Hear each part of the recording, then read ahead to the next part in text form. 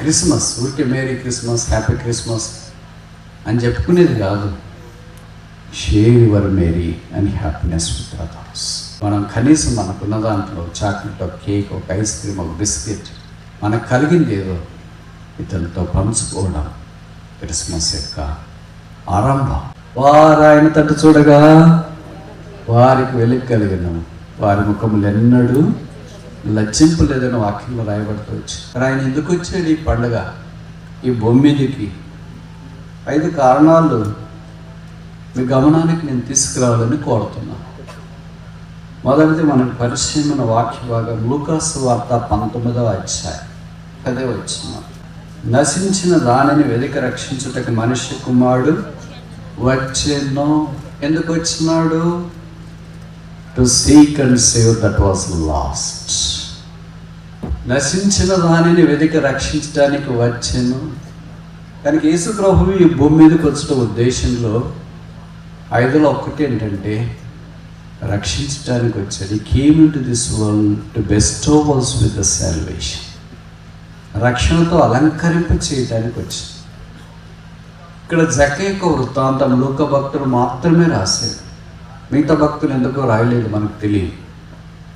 ఈ లూకా భక్తుడు జక్కయ్య వృత్తాంతం రాస్తూ యేసు ప్రభు యొక్క జనము ఉద్దేశాన్ని జ్ఞాపకం చేస్తున్నాడు. The purpose of the Christ incarnation is unleashed here. జక్కయ్య అంటే వైట్, తెల్లని అని అర్థం. పేరు చాలా తెల్లగా ఉంది, జీవితం మాత్రం నల్లగా ఉంది. బయటికి తెల్లగా కనిపిస్తున్నాడు, హృదయం మాత్రం నల్లగా ఉంది. నేను చెప్పేది కాదు, ఆయన్ని చెప్పినాడు. అన్యాయముగా దోచుకున్నాడు, ముక్కు పిండి వసూలు చేసినాడంట సుంకం. సుంకం గుత్తేదారుడు అంటే అర్థం ఏంటంటే income tax officer. Income tax officer అంటే నాకంటే మీకు బాగా తెలుసు అనుకుంటా. ఆ దినాల్లో ముఖ్యంగా రోమా సామ్రాజ్యంలో ఇన్కమ్ ట్యాక్స్ ఆఫీసర్స్ ₹1 ₹4 వసూలు చేసేవారు. కనుక ఆ దినాల్లో వినియోగదారుల కోర్టులు ఇలాంటివి ఏం లేవు. ఆయన ఏం చెప్తే అదే. కనుక అలా వసూలు చేస్తున్న దినాల్లో విస్తారంగా ఆయన డబ్బు సంపాదించుకున్నాడు. మంచి ఇల్లు కూడా ఉంది, పెళ్ళి కూడా అయింది, పిల్లలు కూడా ఉన్నారు. ఇది స్పష్టంగా ఇక్కడ రాయలేదు, కానీ యేసు ప్రభు నేడు నీ ఇంటికి రక్షణ వచ్చినది, నేను నీ ఇంట ఉండవలసి వచ్చి. ఇంట ఉన్నాడు, వెళ్ళాడు అంటే అది ఇంటివాడ ఇంటనే కదా వెళ్ళేది. మామూలుగా తెలుగులో ఒక సామెత అంటారు కదా, వాళ్ళు ఎప్పుడో ఇంటి వాళ్ళు అయ్యారండి, లేకపోతే ఎప్పుడింటి వాళ్ళు అవుతారండి అని అంటూ ఉంటాం. యేసుప్రభు వారి ఎరుకో మార్గమున ఈయన కొరికే వచ్చిన. ఎరుకో శాపగ్రస్తమైనది, దాని దగ్గరికి ఎవరు రారు. ఆ ఊర్లో ఉండేవాళ్ళంతా ఎలాంటి వాళ్ళు అంటే గుడ్డోళ్ళు, పొట్టోళ్ళు, అన్యాయస్తులు, దొంగలు, దోచుకునేవారు. ఆ ఊరు పేరు చెప్తేనే చుట్టుపక్కల హడాల్. అది ఎరుకో దుస్థితి. ఇది నేను చెప్పేది కాదు. ఎరుకో మార్గంలో గుడ్డివాడు ఉన్నాడు కదా, కేకలేసాడు వర్తమాయని. అలాగే ఎరుకో మార్గంలో యెరూషలేము నుండి ఎరుకోకి వెళ్ళిపోతుంటే మంచి సమరయుడి కథ మనకు పరిచయం కదా, దొంగలు వచ్చినారు. కనుక అంతా ఊరు అలాంటిదే. ఆ ఊరికి అమ్మాయిని ఇవ్వాలన్నా, ఆ ఊరు అబ్బాయిని చేసుకోవాలన్నా ఎవరు ముందుకు వచ్చేవాళ్ళు కాదు. అంటే నో పెళ్ళి, ఓన్లీ దొంగతనం, ఓన్లీ అన్యాయం, ఓన్లీ అక్రమం, ఓన్లీ దౌర్జన్యం. ఇలాంటి ఊరికి యేసునాథుడు వచ్చిన. ఆయన అలాంటిది కూడా ప్రేమిస్తున్నాడు. ఈ లోకం కూడా ఎరికో లాంటిది, శాపగ్రస్తమైనది, పాతాళం వైపు పరుగులు తీసేది. ఇలాంటి ప్రజలు జీవిస్తున్న ఈ లోకంలోనికి యేసునాథుడు కారణభూతుడు, ఆది సంభూతుడు, అన్నిటికీ ఆద్యుడైన వాడు, రక్త మాంసంలో కలిగి పాపరహితుడిగా ఈ భూమి మీద ఉద్భవించి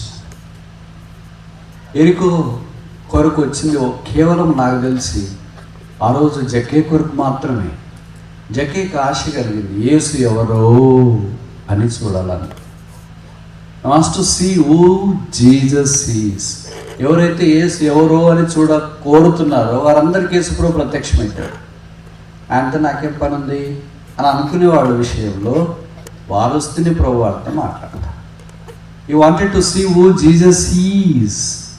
ఎక్కడ చేరిన వారు, ఆన్లైన్లో ఉన్నవాళ్ళు, మీరు యేసుని ఎవరో చూడాలనుకుంటున్నారా? ఎక్కడున్నాడో చూడాలనుకుంటున్నారా? ఎలాగుంటాడో చూడాలని అనుకుంటున్నారా? అంటే ఇక్కడ కొన్ని విషయాలు మనం అర్థం చేసుకోవాలా. జక్కయ్య ఇంతదాకా ఏం చూశాడు? ధనం చూశాడు. ఇందాక ఏం చూశాడు? అధికారం చూశాడు. ఇందాక ఏం చూశాడు? ఆ పట్టణంలో రకరకాలైన ప్రజలను చూసినాడు. దీన్ని బట్టి మనకి ఏం అర్థమవుతుందంటే ఆయన కళ్ళు సంతృప్తి పొందలేదు, డబ్బులు చూసి పొందలేదు, ఊరు ఘనత చూసి పొందలేదు, చుట్టుపక్కల రకరకాల మనుషులను చూసి పొందలేదు, రోమా గవర్నమెంట్ చూసి కళ్ళు సాటిస్ఫై కాలేదు. ఆయన కళ్ళు తృప్తి పడాలంటే ఒక్కనే చూడాలి, ఆయన పేరు యేసు. అందుకే బూదిగంత నివాసులారా నా వైపు చూచి రక్షణ పొందండి. చూచుడు ద్వారా రక్షణ. చూడలేని వాళ్ళు ఎవరైనా ఉంటారా? గుడ్డివాడు తప్ప. చాలా తేలికొచ్చి, కానీ దేవుడు సిద్ధపరిచిన రక్షణ ప్రణాళిక ఇంత తేలికైనందుకు మనుషుడు ఏమనుకుంటాడంటే, చూస్తే ఎలాగ రక్షణ వస్తుంది, మరి ఎలాగ వస్తుంది, ఏమని చేయాలి కదా. అందుకని ఇప్పుడు మనుషుడు అన్నీ చేయటానికి పూనుకుంటున్నాడు. ఆ చేసే క్రమంలో ఏమేమి చేస్తున్నారో నాకంటే మీకు బాగా తెలుసు. చేస్తే పుణ్యం వస్తుంది, చేస్తే పరలోకం వస్తుంది, చేస్తే భాగ్యం వస్తుంది. యేసు ప్రభు ఏం చేస్తున్నారు? అవి కాదయ్యా, చూస్తే చాలు. చూస్తే అలాగ వస్తుందండి. మరి మీరు ఎంతగా చెప్తున్నారు? బైబిల్లో రాయబడింది అది.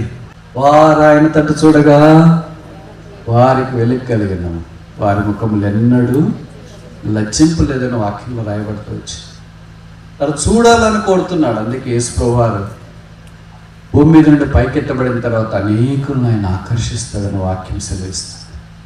లోకరక్షకుని చూడాలని ఆశంగా పశువుల కాపర్లు, గొర్రెల కాపర్లు ఆయన్ని చూడటానికి వచ్చారు. జ్ఞానంలో ఆయన్ని చూడటానికి వచ్చినారు. గొర్రెల కాపర్లు ఆయన చూడటానికి వస్తే, జ్ఞానంలో ఆయన చూడటానికి వస్తే, మరి నువ్వు గొర్రెల కాపరి కాదు, జ్ఞాని కాదు. మరి ఏమైంది అలా? అజ్ఞానే. చూడటానికి రావటానికి ఇష్టం లేదు. ఆయన ఎవరో పశువుల తొట్లో పరుండబెట్టబడినప్పుడు మొదలుకొని సిలువ వేయబడేదాకా ఆయన చూస్తూనే వచ్చినారు ప్రజలు. చూసిన వారికి రక్షణ, చూడని వారు ఆ రక్షణలోనికి రాలేకపోయారు. దానికి ఈ వాక్యం మనకు జ్ఞాపకం చేసేది ఇది విధంగా ఏంటంటే, మేడి చెట్టు ఎక్కినాడు. మేడి చెట్టు ఇక్కడ రెండు విషయాలు జ్ఞాపకం చేస్తుంది. నేను అన్నీ చెప్పను కానీ సమయార్థబాటును బట్టి, మేడి చెట్టు వాళ్ళ ఎత్తును పెంచుకోవడానికి చేసిన చిరు ప్రయత్నం. అంటే వారి సొంత కార్యాలు, కులం, డబ్బు, ప్రాంతం, బ్యాక్గ్రౌండ్, ఇవన్నీ మేడి చెట్లే. ఈ మేడి చెట్టు మీద నుండి, కులం మీద నుండి, డబ్బు మీద నుండి, ఆ తర్వాత జ్ఞానం మీద నుండి, వారి సొంత కార్యాల నుండి నేను యేసుని చూడాలని ప్రయత్నం చేస్తాను. యేసు ప్రభు అక్కడ దగ్గరికి వచ్చిన తర్వాత ఏమనంటే, దిగిరా అంటే, నీ కులం నుండి దిగిరా, నీ అంతస్తు నుండి దిగిరా, నువ్వు చదువుకున్నావు అన్నావు కదా, జ్ఞానం ఉంది, తెలివైనడు, నాలంటాడు ఎవడు లేడు అనుకుంటున్నావు కదా, దిగిరా. ఎక్కి కూర్చున్నావు నువ్వు దాని మీద, అదే నిన్ను ఎత్తి పట్టుకుంటుంది అనుకుంటున్నావు. నా కులము, నా ప్రాంతము, నా తెలివి, నా జ్ఞానము, నా ఆలోచన, నా అందము, నా ఐశ్వర్యం, నా background, right ground, four ground, left ground, ఇదేమీ పనికిరాదు. దగ్గర అంటే సమతలమైన స్థలంలోనికి రా, నువ్వేం పైకి ఎక్కిపోవద్దమ్మా. ప్రభువారు దిగిరా, కమ్తావు. ఎప్పుడు దిగి వచ్చినాడు? అప్పుడు జక్కయ్య హృదయంతరంగంలో మార్పు వచ్చింది. యేసును చేర్చుకోవటానికి ఇష్టపడ్డాడు. యేసు ప్రభు జక్కయ్య ఇంట్లో వెళ్ళి ఆ ఇంటికి రక్షణ వచ్చిందని తెలియచేయడానికి ఇష్టపడ్డాడు. మీరు ఊహించుకోండి, మామూలుగా మీరు పాతకాల వాళ్ళు ఉంటే, మీ ఇంటికి ఒక గొప్ప దైవజనుడు, భక్సింగ్ గారు లాంటి వాళ్ళు వచ్చినారు అనుకోండి, ఎన్ని ఫోటోలు తీసుకుని ఉంటారు. ఆ దినాల్లో స్మార్ట్ ఫోన్లు లేవు కనుక చాలా కష్టంగా ఉంటుంది. ఇప్పుడైతే ఎన్ని సెల్ఫీలు తీసుకుంటారు. ఆయన్ని అక్కడి నుండి పోనీకోకుండా ఇంట్లోనే పెట్టింటారు. ఉన్నాడు కదా, ఉన్నాడు కొద్దిగా కదా. ఎప్పుడన్నా పాతకాలం వాళ్ళు చెప్తారు కదా, మాకు భక్సింగ్ గారే పేరు పెట్టారు, భక్సింగ్ గారే మాకు పెళ్లి చేశారు, భక్సింగ్ గారే మా పిల్లలకు కూడా పేర్లు పెట్టాడు. అంటే ఒక గొప్ప దైవ సేవకుడు మన దగ్గరికి వచ్చి కొంత సమయం గడిపితే మనం చాలా ధన్యులుగా, గౌరవంగా భావిస్తాం. అలాంటిది యేసు ప్రభువే మన ఇంటికి వచ్చినాడు అనుకో. యేసు ప్రభు మీ ఇంటికి వస్తే మీరు ఇక్కడికి వస్తారా? వస్తారా రా చెప్పరేంటి? గాలిలో నడుస్తుంటారా? గాబ్రియల్ దూత తర్వాత మా ఇంటికి ఏమనుకున్నా, వేసుకోవారే వచ్చింది. మేము పిలువలేదు అక్క ఆయన్ని. ఒక విఐపిని పిలవాలంటే ఎన్ని రికమెండేషన్లు తెలిసిన, ఎంత రెఫరల్ కావాలో తెలిసిన. యేసుప్రభుకి ఏం నో రికమెండేషన్, నో రెఫరల్. ఆయన జక్క ఇంటికి వచ్చి అది చూసి మామూలుగా కొంతమంది ఉంటారు కదా, వాళ్ళంతా సనక్కున్నారు. ఈయన పాపైన మనిషిని యొద్ద బస చేయి. యేసు పాపుల కొరకు ఈ భూమి మీదకి వచ్చి యేసుప్రభు వారి జక్క ఇంటికి వెళ్ళాడు, రక్షణ పొందినాడు. జక్క కుటుంబం అంతా సంతోషం వచ్చింది. ఇతడును అబ్రహాము. మీరు ఊహించుకోండి, ఒక్క వ్యక్తి రక్షణ కొరకు యేసుప్రభు వారు ఎరికో పట్టణానికి వెళ్ళినట్లు ఇది మన రక్షణ కొరకు ఆయన ఈ భూమి మీదకి దిగి వచ్చింది. ఇంకా యేసుని అంగీకరించకపోతే ప్రేమతో మనం చేస్తున్నా. మతం నిన్ను రక్షించదు, మార్గమైన యేసు నిన్ను రక్షిస్తాడు. నువ్వు బైబిల్ చదువుతుండొచ్చు, ప్రార్థన చేస్తుండొచ్చు, ఇలాంటి కార్యక్రమాలకు వస్తుండొచ్చు, కార్యక్రమాల్లో సహాయం చేస్తుండొచ్చు, ఆయా పాటలు విభాగాల్లో పాడుకుంటుండొచ్చు. అయితే నీ హృదయంలో యేసుప్రభు జన్మించినాడా? అదే పండుగ. నీ హృదయం యేసుప్రభు జన్మించకుండా ఉంటే నువ్వు బయటికి ఎంత చక్కగా మంచి మంచి క్రిస్మస్ డ్రెస్సులు కొన్నా, ఇక్కడ కాకుండా హైదరాబాద్లో షాప్ చేసినా, ఈ భూమి మీద ఉండే షాప్ వద్దులే, ఆన్లైన్లో షాప్ చేసినా, ఆన్లైన్లో చేసినా, ఏ మార్ట్లో చేసినా, ఏ కార్ట్లో చేసినా, అర్థమవుతుందా నేను చెప్పేది? ఏ మార్ట్ అంటే డీమార్ట్, ఏ కార్ట్ అంటే ఫ్లిప్కార్ట్, ఏ జోన్ అంటే అమోజాన్. నువ్వు ఎక్కడ ఏది చేసినా హృదయంతరంగంలో యేసు లేకపోతే అవన్నీ సున్నా. ప్రభువైన యేసు నందు విశ్వాసం ఉంచుము, అప్పుడు నీవు నీ ఇంటి వారును రక్షణ పొందుతారు. ఆయన పండుగకు రాడా? ఏమి ఆయనే పండుగ. మన జీవితాల్లో పండుగ వెలుగులు నింపుట కొరకై యేసునాథుడి భూమి మీదకి దిగి వచ్చి రెండవ ఉద్దేశం చూస్తామా? Mark chapter 10 verse 45. మార్క్స్ వార్త 10వ అధ్యాయం 45వ వచనం. మనుష్య కుమారుడు పరిచారం చేయించుకుంటకు రాలేదు కానీ పరిచారము చేయుటకును అనేకులకు ప్రతిగా విమోచన క్రయధనముగా తన ప్రాణం ఇచ్చుటకును వచ్చెను. ఈ మాటలు మీరు ఆలకిస్తున్నారా? వచ్చెను మొదటిది లూకా 19:10, రెండవది వచ్చెను మార్క్స్ వార్తలో మనం చూస్తున్నాం. కానీ ఎందుకు వచ్చినాడు ఇక్కడికి? ఈ భూమి మీదకి రావడంలో ఉద్దేశం ఏంటి అని అంటే పరిచర్య చేయటానికి ఆయన వచ్చాడు. He came into this world not to be ministered but to minister unto. మనకు పరిచర్య చేయడమా? మనకు పక్కన వాళ్ళే పరిచర్య చేయలే. కొన్నిసార్లు భార్యలు ఇంట్లో అంటుంటారు కదా భర్తని, పడక మీద ఉన్నా, బాయిలెక్క మంచం మీద ఉన్నా ఒక గ్లాస్ నీళ్ళు తెచ్చి చేయొచ్చు కదా, ఒకసారి టీ పెట్టించవచ్చు కదా అని. సరే ప్రార్థన చేస్తానులే, నేను డ్యూటీకి వెళ్ళొస్తున్నాను. ప్రార్థన చేస్తే టీ రాదుగా, ఎవరో ఒకరు హెల్ప్ చేయలే కదా. మీరన్నా చేయలే, పక్కన వాళ్ళన్నా చేయలే. ఏం బతుకో నాది. పడక మీద ఉన్నా కూడా గ్లాస్ నీళ్ళు ఇచ్చేవాళ్ళు లేరు, ఒక గ్లాస్ టీ ఇచ్చేవాళ్ళు లేరు. ఎప్పుడూ నేనే చేయలే సార్. ఇది ఎప్పుడు తప్పుతుంది అంటారు? తప్పదు. ఇంకా ఒకసారి తప్పు జరిగిపోయింది, కానీ ఇంకా తప్పదు. యేసుక్రీస్తు ప్రభువారు మనకు పరిచర్య చేయడానికి భూమి మీదకి వచ్చారు. మీరు ఎవరైతే భర్తనో, భార్యనో, కొడుకనో, కూతురనో, చెల్లెనో, ఎవరైతే కుటుంబ సభ్యులు ఉన్నారో వారంతా మీకు సహాయం చేయకపోవచ్చు, పరిచర్య చేయకపోవచ్చు. అయితే యేసునాథుడు ఆయన పరిచర్య చేయడానికి భూమి మీదకి వచ్చారు. His humility was beyond imagination, even taking up the bowl and washing the feet of his disciples. ఆయన తగ్గింపు మానవ ఊహకు మించింది. ఆకాశమందున్న దేవుడు భూమి మీదకి వచ్చి ఆయన పాత్రను తీసుకొని నీళ్లు పోసుకొని టువాలుతో శిష్యులు పాదాలు కడగటానికి వచ్చి. ఎవరు చేస్తారు ఈ పని?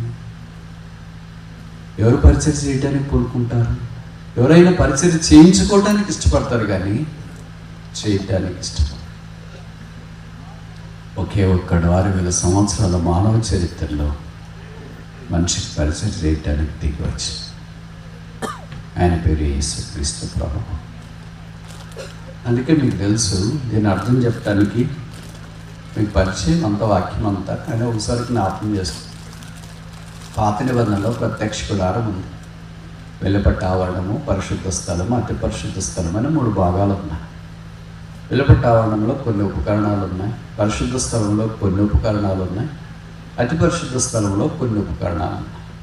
వెలుపట ఆవరణంలో ఉపకరణాల్లో బలిపీఠం ఉంది, గంగాళం ఉంది. గంగాళం అంటే పెద్ద బేసిన్. మామూలు మీరు అన్నం పట్టించడానికి ఒక బేసిన్ వాడతారు కదా, ఇలాంటిది పెద్ద సైజు ఊహించుకోండి. దాన్ని గంగాళం అంటారు, లేవర్. మీకు పరిచయం ఉందో లేదో, మీరు గమనించినారో లేదో, ఈ ఉపకరణాల్లో అన్ని ఉపకరణాలకి కొలతలు ఉన్నాయి. ఒకే ఒక ఉపకరణానికి మాత్రం కొలత లేదు. ఆ ఉపకరణమే గంగాళము.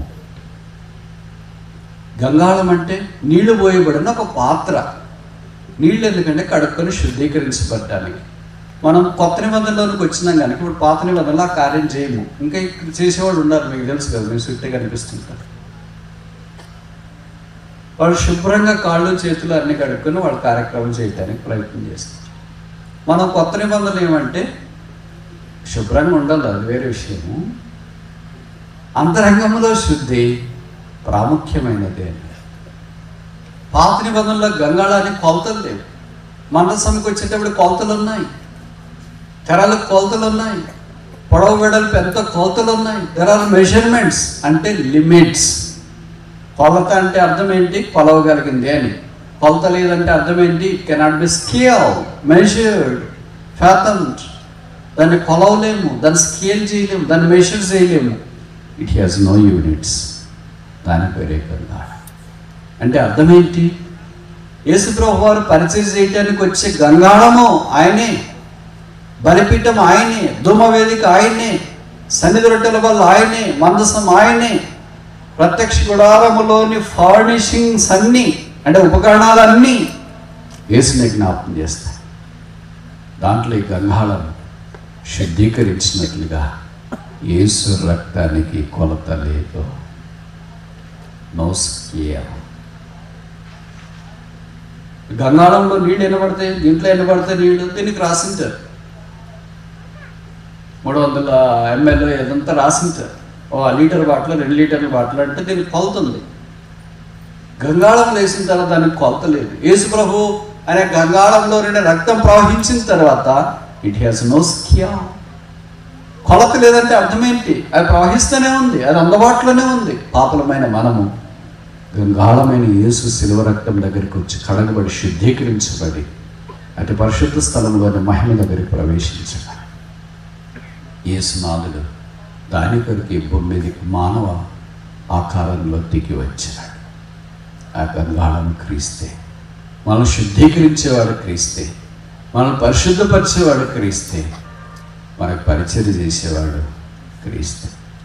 మీకు తెలుసు తెలియదు, నీళ్లు గంగాళంలో వేయబడిన తర్వాత, పెద్ద పాత్రలో వేయబడిన తర్వాత నీళ్ళకున్న పవర్ ఏంటంటే ఇలాంటి దాన్నైనా శుభ్రం చేస్తుంది. బురద నేను చేయను అని అనదు. తర్వాత ఇది గ్రీస్, ఆయిల్ నేను చేయను అని అనదు. ఇది మార్కులు పడినాయి, నేను సాంబార్ పడింది అంతా నేను చేయను అని అనదు. సాంబార్ అయినా, రసమైనా, కర్రీ అయినా ఆ నీళ్లు చెప్పదు ఇలాగా మటన్ మాత్రమే నేను క్లీన్ చేస్తాను, ముక్కలు ఎక్కడని పడితే మిగతా ఏది నేను శుభ్రం చేయనని చెప్పదు. వీటికున్న స్వభావం ఏంటంటే ఎంత శ్రేష్టమైన దాన్ని మొదలుకొని చివరికి విసర్జించబడే మలము దాకా అది శుభ్రం చేస్తుంది. అలాగే యేసు రక్తము మన ప్రతి పాపమును కడిగి పరిశుద్ధపరుస్తుంది. కనుక రెండవది వాక్యభాగం మనకు జ్ఞాపకం చేసే సంగతి ఏంటంటే Christ is our minister. Christmas service యేసు ప్రభు యొక్క సేవను మనకు జ్ఞాపకం చేస్తుంది. క్రిస్మస్ అంటే సేవ చేయడం. ఇంకోసారి చెప్పనా, I came not in this world to be ministered అంటూ బట్ టు మినిస్టర్. మన మిత్రులకు పరిచయం చేయడం. 11 మాసాలు చేయకపోతే కనీసం 12వ మాసం మనం చేయలేం. ఏం చేస్తాం ఎవరు, మాకే కూర్చుంటే లేలేం, లేస్తే కూర్చోలేం. చేయగలిగిన పనులు చాలా ఉంటాయి. ప్రార్థన చేయొచ్చు, సహాయం చేయొచ్చు, పేదల దగ్గరికి వెళ్ళొచ్చు, యేసుప్రభుని గురించి వారికి ప్రకటించవచ్చు, మీ చేతులైన సహాయం చేయొచ్చు. పరిచయం అంటే వాక్యం చెప్పడమే, మైక్ ఉంటే వాక్యం చెప్తే లైవ్ స్ట్రీమ్ ఇస్తారు, యూట్యూబ్, అది మాత్రమే అనుకోవద్దండి. ఆరాధన ప్రార్థన కూడా పరిచర్యే, ఇతరులకు సహాయం చేయడం పరిచర్యే, ఆలోచన చేయడం పరిచర్యే, ఇతరులకు యేసుక్రీస్తు ప్రభువును తెలియచేయడం, చూపించడం కూడా పరిచర్యే. ఎన్నో రకాలైన పరిచర్యలు. మీరు మాత్రం 10 డ్రెస్సులు కొనుక్కొని లేని వాళ్ళందరినీ చూస్తా, మాకు 10 ఉదయం ఒకటి, సాయంకాలం ఒకటి, మధ్యాహ్నం ఒకటి, క్రిస్మస్కి ఒకటి, ఈస్టర్కి ఒకటి, గుడ్ ఫ్రైడేకి ఒకటి, అన్నీ మీకు. పేదవాళ్ళ సంగతి ఏంటి? పేదవాళ్ళు ఎందుకున్నారో తెలిసిన చెప్పమంటారా, మీరు చెప్తారా? Remember always your Lazarus at the door step.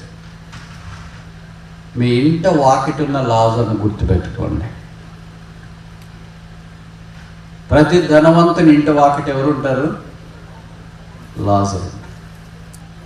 మీరంతా ధనవంతులే కదా, మీ ఇంటి వాకిటి ఒక లాజరు ఉంటాడు. ఆ లాజర్ని గుర్తుపెట్టు. బైబిల్లో రాయబడింది, పేదవానికి సహాయం, బీదలను కరుణించువాడు ధన్యుడు. అటు వానికి ఆయన సహాయం చేస్తాడు. డిసెంబర్ మాసంలో నన్ను బీదలు గుర్తొస్తే మంచిది. బైబిల్లో రాయబడింది, బీదలు మీ మధ్యలో ఉండక మానరు.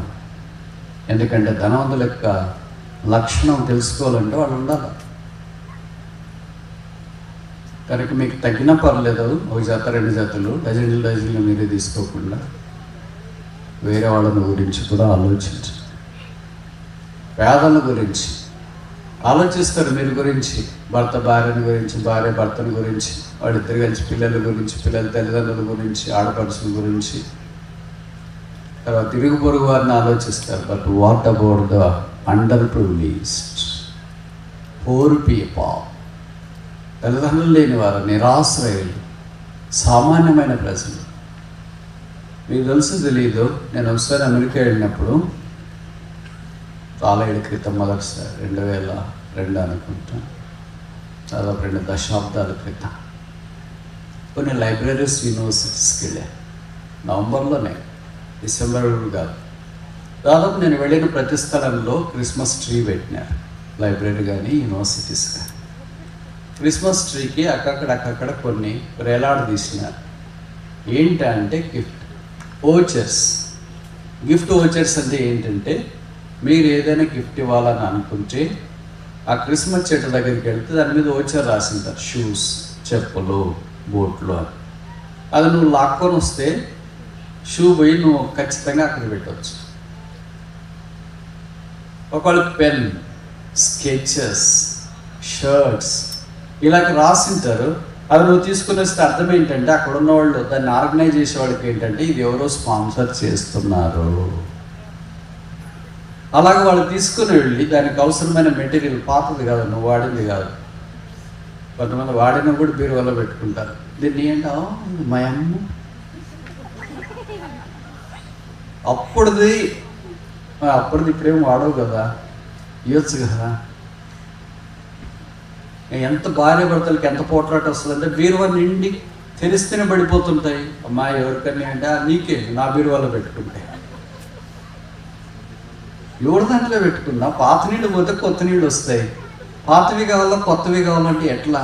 దానికి ఒక లిమిట్ ఉంటుంది. ఏదో ఒక రోజు వచ్చినప్పుడు ఎవరో ఒకరు ప్రభువు పంపిస్తాడు, మనకి క్యాప్లు వేసుకోరు. ఆ దినం రాకమునిపై జాగ్రత్త పడితే మంచిది అనుకుంటా. కనుక షేర్, క్రిస్మస్ ఈ షేరింగ్ ఆల్ అబౌట్. సరే, అక్కడ నేను చూసి వాళ్ళని అడిగాను, ఏంటి క్రిస్మస్ ట్రీ ఇదంతా అంటే, వారు అండర్ ప్రివిలేజ్డ్ పీపుల్, అంటే ఏమీ లేని వారు, దిక్కు లేని వారు, అనాథులు, దరిద్రులు, పేదలు, విధవరాండ్రు, సామాన్యులైన వారికి సహాయం చేయడానికి ముందుకు వస్తుంది. మనకున్న చెడ్డ అలవాట్లలో చాలా చెడ్డ అలవాట్లు ఉన్నాయి. దాంట్లో ఒకటి ఏంటంటే, మనకే అంత కావాలా, ఇతరులకి ఏమవుతుంది, శాడిజం. ఇది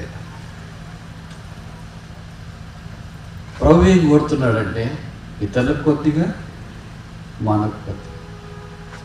మనం అట్టుగా అంతా నాకు మీరు ఆర్టీసీ బస్సులో ఎక్కుతారు కదా, పోయి సీట్ అంతా నాది.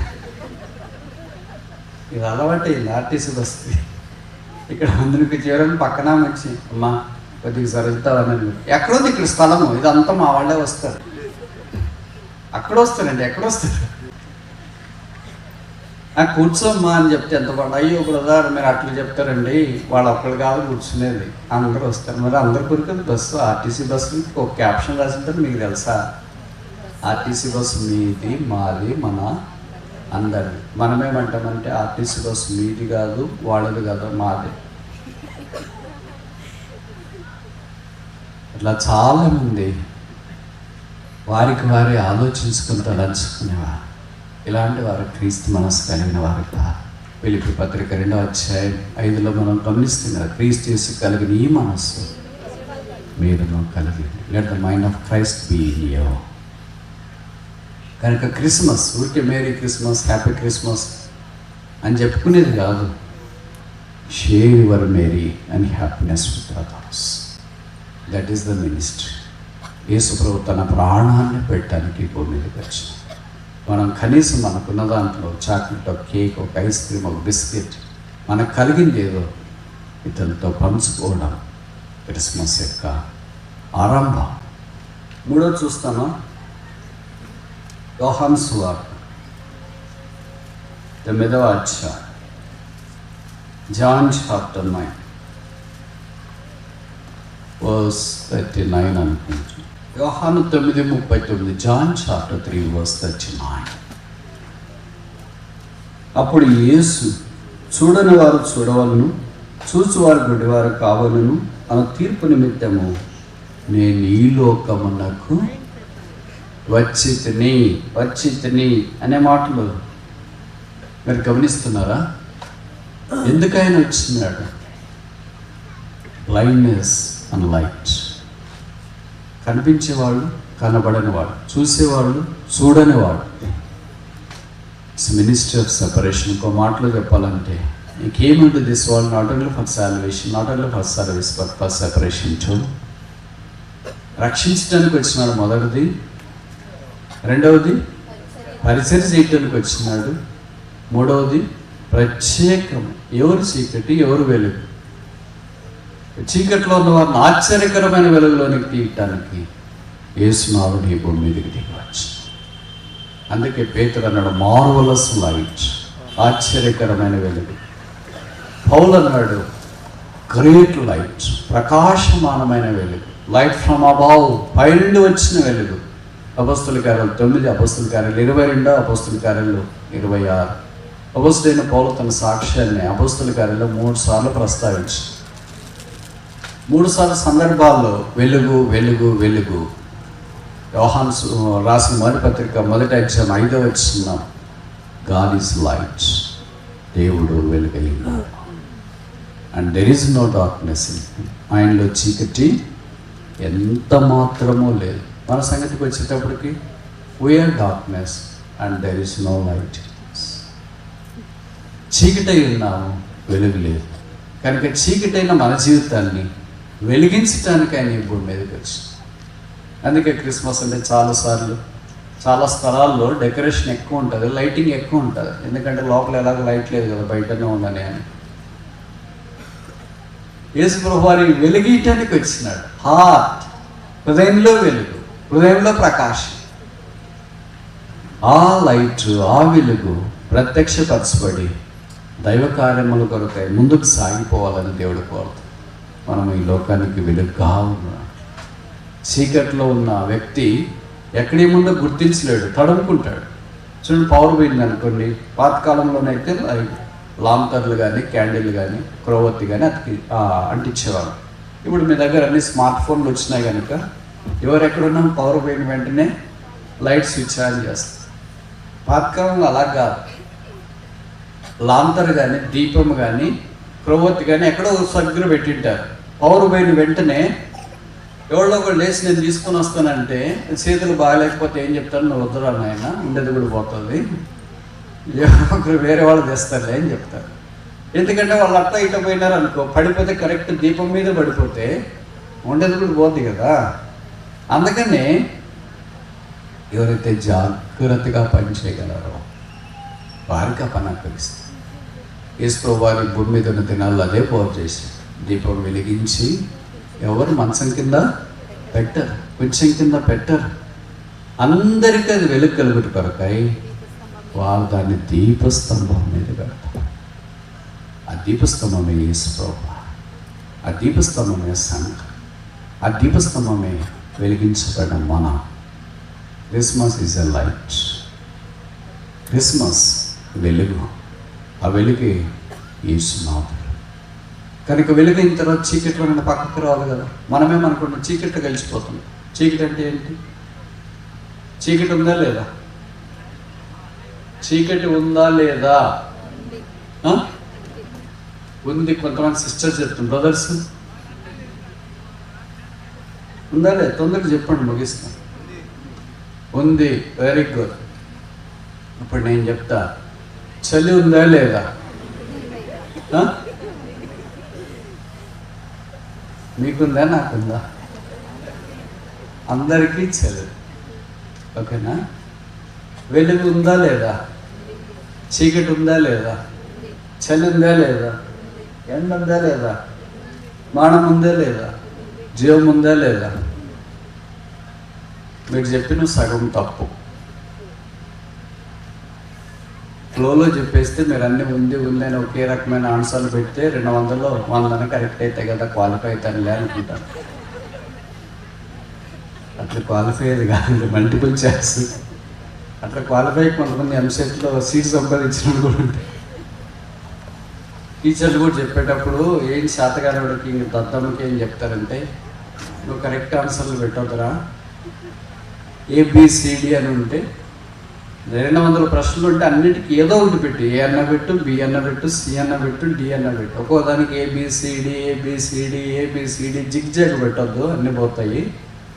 అన్నిటికీ ఏ పెట్టినావు అనుకో కనీసం ఒక 50-60 అయినా తగులుతాయి. అన్నిటికీ బి పెట్టినావు అనుకో కనీసం అలాగైనా తగులుతాయి అనే లాస్ట్ ట్రిక్ తెలియలేనోడు శాతగానోడికి టీచర్లు సాధారణంగా చెప్తుంటారు. తెలియనోడికైతే ఇంకా అర్థం లేదు, వాడే అర్థం చేసుకొని మంచి ఆన్సర్లు పెడతారు. ఇప్పుడు మనకు కూడా నేను వరుసగా అడుగుతున్నానని మీరు అన్నీ ఉంది అని పెట్టినాను. సగమే మార్కులు వచ్చినాయి, సగం పోయినాయి.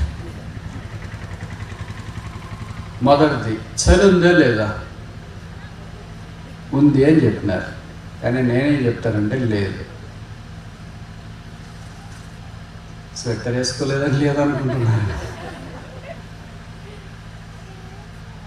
రెండవది చీకటి ఉందా లేదా?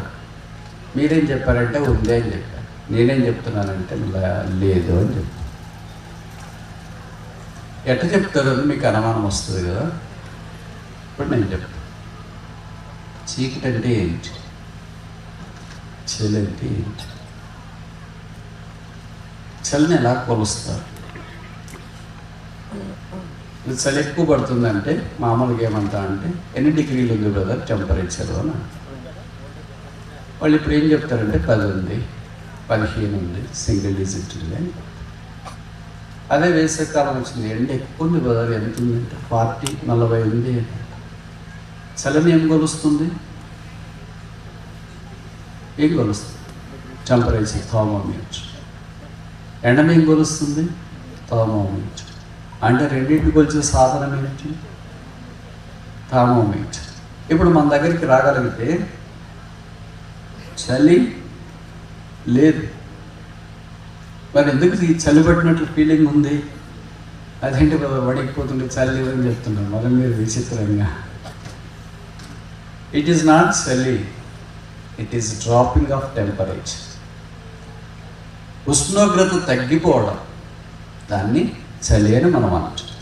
ఉష్ణోగ్రత పెరిగితే దాన్ని వేడి అని అనొచ్చు.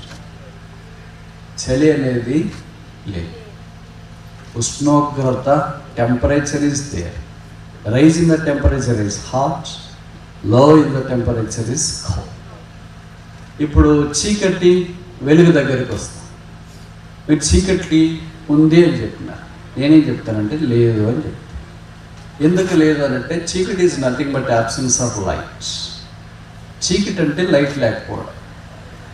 లైట్ వచ్చింది అనుకోండి, చీకటి ఎక్కడ పోతుంది? ఉందే లేదు అక్కడ. మీ ఇంట్లో చీకటి లైట్ వేస్తే ఎక్కడ పోయింది? మూలకు పోయిందా? బాత్రూమ్కి పోయిందా? ఇంటిపైకి పోయింది? ఎక్కడికి వెళ్ళింది? చెప్పరేంటి, ఎక్కడికి వెళ్ళింది? ఎక్కడికి వెళ్ళలేదు, అక్కడే ఉంది. మళ్ళీ లైట్ ఆఫ్ చేస్తే అక్కడే ఉంటుంది. కనుక darkness is the absence of light and a light is the presence of darkness. రెండింటికి ఉన్న తేడా ఏంటంటే ఒకటే, దేవుడి చీకటి చేయలేదు. ఆదికాండం 1వ అధ్యాయంలో లెట్ దేర్ బి లైట్, వెలుగు కలుగునగాక, వెలుగాయి. ఆ వెలుగే యేసుక్రీస్తు. యేసు లేకపోతే చీకటి, యేసు ఉంటే వెలుగు. Because Christ is a light. క్రీస్తే వెలుగై ఉన్నాడు. The absence of Christ is darkness. యేసు లేకపోతే చీకటి. ఇప్పుడు భూమి మీద మంచి చెడులు ఉన్నాయి లేదా? చెప్పి తిట్టించుకోవడం చెప్పుకోకుండా ఉంటే మంచిదే కదా, ఆయనే చెప్పుకొని పోతాడులే. ఉన్నాయా లేదా?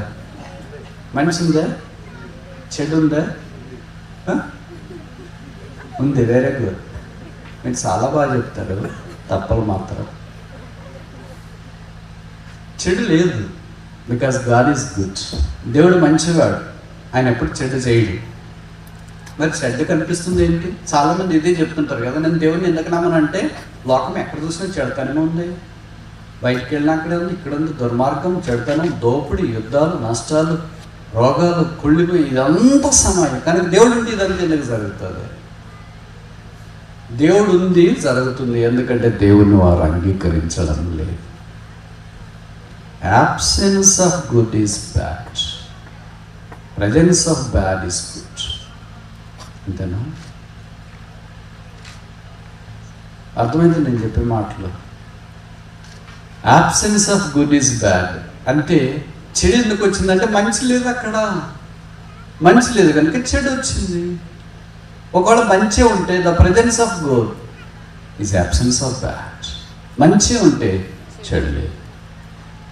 యేసుక్రీస్తు అందరికీ మంచివాడు.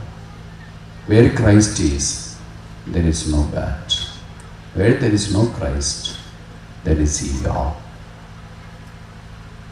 యేసు ప్రభువారు ఈ భూమి మీదకి వచ్చిన ఉద్దేశము ఇది మనం చూస్తూ వచ్చినాం. ఎప్పటిదాకా ఎన్ని చూసాం? 3 4? 4 చూస్తామా? తొందరగా చూసి ముగిస్తాను, మీకు చలిపడుతుంది కదా. యోహాను సువార్త 18వ అధ్యాయం.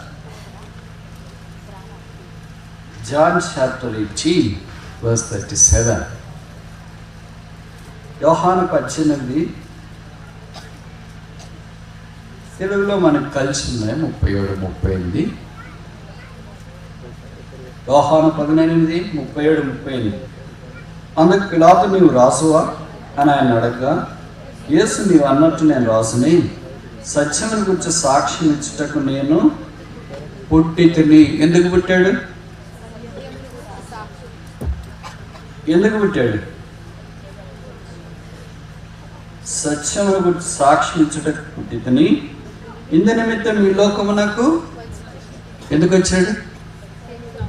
ఇప్పుడు వచ్చి తిని ఎన్నిసార్లు చూసాం? 4 సార్లు. యేసు ప్రభు ఎందుకు వచ్చినాడనే ఉద్దేశం, the purpose of the feast, పండగ ఉద్దేశం గురించి కొన్ని సంగతులు మనం పరిగెత్తుకోవటానికి ఆరంభించాం.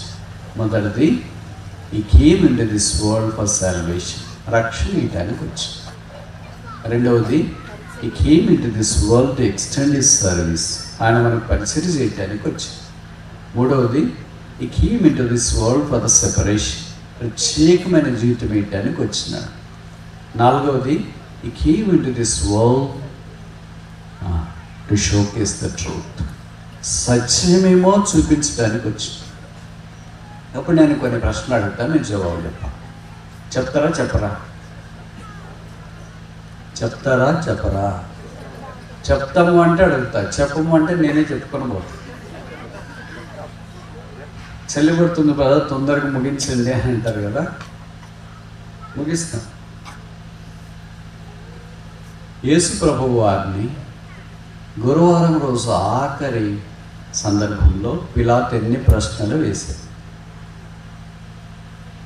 యేసు ప్రభువు పిలాతు వేసిన ఎన్ని ప్రశ్నలకు జవాబు చెప్పారు. ఇంకా ప్రశ్నలు ఎక్కువైతే యేసు ప్రభు భూమి మీద ఉన్నప్పుడు ఎన్ని ప్రశ్నలు వేశారు. యేసు ప్రభు భూమి మీద ఉన్నప్పుడు ఇతరులకు ఎన్ని ప్రశ్నలు వేసిన, శిష్యులకు ఎన్ని ప్రశ్నలు వేసిన, ప్రజలకు ఎన్ని ప్రశ్నలు వేసిన, అధికారులకు ఎన్ని ప్రశ్నలు వేసిన, గొప్పవారికి ఎన్ని ప్రశ్నలు వేసిన. మనకేమన్నా వేస్తున్నాడా? అర్థమవుతుంది నేను చెప్పే మాటల్లో. దీంట్లో ఏదో ఒక దానికి జవాబు చెప్పాను. పిలాతు యేసు ప్రభువుని ఎన్ని ప్రశ్నలు వేశాడు? ఇది చెప్పండి. 10, 15, 20, 25 ఏదో ఒక నెంబర్ చెప్తే ఒక ముందు నుంచి స్టార్ట్ అయితే వెనక పోయి ఎవరో బైబిల్ చదువుతున్నారా? నా మాదిరి షేర్ ఆట మాదిరి చదువుతున్నారు. అంత వందే భారత్లేనా? ఒకే ప్రశ్న. కరెక్ట్, తప్పు చెప్పారు కదా, థ్యాంక్ యూ. ఇంకా చెప్పండి. 10, 15, 20, 30 ఏదో అంకెలు నేర్చుకున్నారు కదా. ఇంత ఘోరంగా చెప్తారని అనుకోలేదు. అంటే మీకు బైబిల్ తెలియదు అనుకుంటా కదా. ఓకే, అంటే మొదటి ప్రశ్నకి జవాబా? పిలాతు యేసుని ఎన్ని ప్రశ్నలు అడిగాడు? 1, 2, 5 ప్రశ్నలు అడిగాడు. ఆ ఒక్క రాత్రి 5 ప్రశ్నలు అడిగాడు. దాంట్లో ఒక్క ప్రశ్న ఏంటంటే, వాట్ ఈస్ ట్రూత్? సత్యమనగా. ఆయనకి సత్యం అంటే తెలియకుండా సత్యాల గురించి సాక్షించడానికి పుట్టిన యేసును న్యాయ తీర్పు తీర్చి శిలకు అప్పగించడానికి నిలబడ్డాడు. మీరు ఊహించుకోండి. This is the trend of the world. They do not know what the truth is, but they wanted to judge the truth. సత్యం అంటేనే తెలియదు, న్యాయం ఎలా చేస్తారు? న్యాయం కదా, తెలియకుండానే సీట్లో కూర్చున్నాడు చూడు. This is the story of the world today. యేసు ప్రభు అన్నాడు, I came into this world to testify, to showcase the truth. I came into this world to testify, to showcase the truth. సత్యం గురించి సాక్ష్యం ఇవ్వడానికి పుట్టింది. అందుకే యేసు ప్రభు అన్నాడు, I am the truth. నేనే సత్యం. యోహాను 14:6. నేనే మార్గం, నేనే సత్యం, నేనే జీవం. యేసు ప్రభువే సత్యం. సత్యం అంటే ఊరికే ఏదో అబద్ధం చెప్పుకుంటే సత్యం చెప్పేది కాదు. అంటే అలాగ చెప్పండి అని నేను అలా అబద్ధాలు చెప్పండి అని నేను చెప్పట్లేదు. Truth is a person.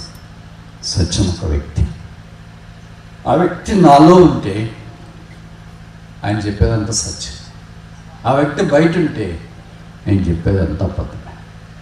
Because truth is not in me. When the truth is not in me, when the person is not in me, whatever I say is not a truth but a lie. If the truth is in me, whatever I speak is true but not a lie. మాటలు అర్థమవుతున్నాయా? నాకు కొద్దిగా కష్టంగా ఉన్నాయా? కనుక యేసు నుండి విశ్వాసం వచ్చిన తర్వాత యేసు ఒక వ్యక్తిగా లోపలికి వస్తుంది. కొద్దిగా రాడైనా. చేయి మొదట వస్తుంది, కాలు తర్వాత వస్తుంది, చేతుల తర్వాత వస్తాయి, తల తర్వాత వస్తుంది. అట్లా రాడు. ఆయన పూర్తిగా ఒక వ్యక్తిగా లోపలికి వస్తారు. చూడండి, మీ ఇంటికి ఎవరైనా వ్యక్తి వచ్చి తలుపు తట్టినాడు అనుకో, మీరు తలుపు తీసినారు. ఆ వ్యక్తి మొదట చేయి మాత్రం పెట్టి, అన్న చేయొకటే పట్టుకో అని అంటాడా? లేదా కాలొకటే పెట్టి కాలొకటే పెడతానన్నా మిగతాది అనుకుంటాను అంటాడా? తలొకటే పెట్టి తలొకటే లోపలికి వస్తుందన్నా కాళ్ళు బయట ఉంటాయని కదా. నేను తలతో లోపలికి రాలేని లేదన్నా కాళ్ళు ఒకటే పెట్టేసిపోతాను అంటాడా? అట్లా కాదు. When a person comes in your house, he comes complete person. ఒక పూర్ణమైన వ్యక్తిగా వస్తాడు. చేతులు, కాళ్ళు, తల, దేహం అంతా లోపలికి వస్తుంది. అలాగే యేసునందు మనం విశ్వాసం ఉంచిన తర్వాత యేసు మన హృదయంలోనికి వచ్చినాడు.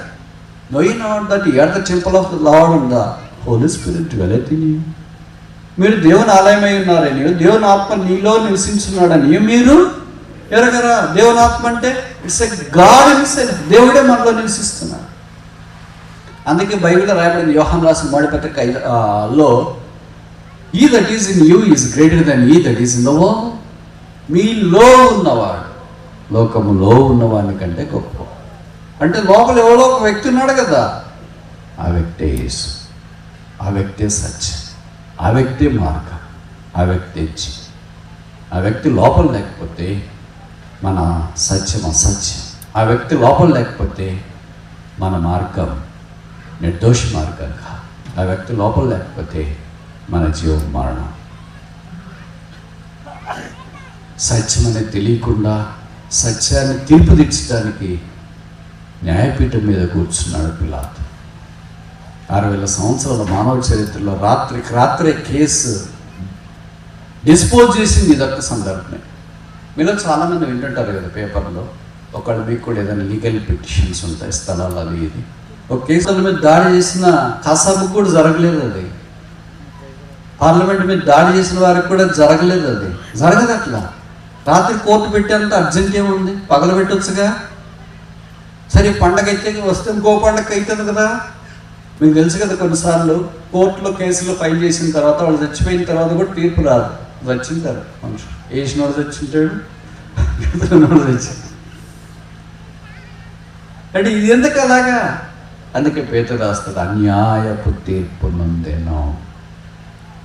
యేసునాథుడు సత్యవంతుడు, ఆయన అన్యాయపు తీర్పు మన కొరకైనాడు. అందుకే భూమి మీదకి వచ్చిన రాత్రి హేరోదు, అన్న, కైప, పిలాతు యేసుని ఫుట్బాల్ ఆడినట్లుగా అటు ఇటు అటు ఇటు అటు ఇటు అటు ఇటు తిప్పినారు. చివరికి సత్యం తెలియని వ్యక్తి సత్యాన్ని శిలువకు అప్పగించినారు.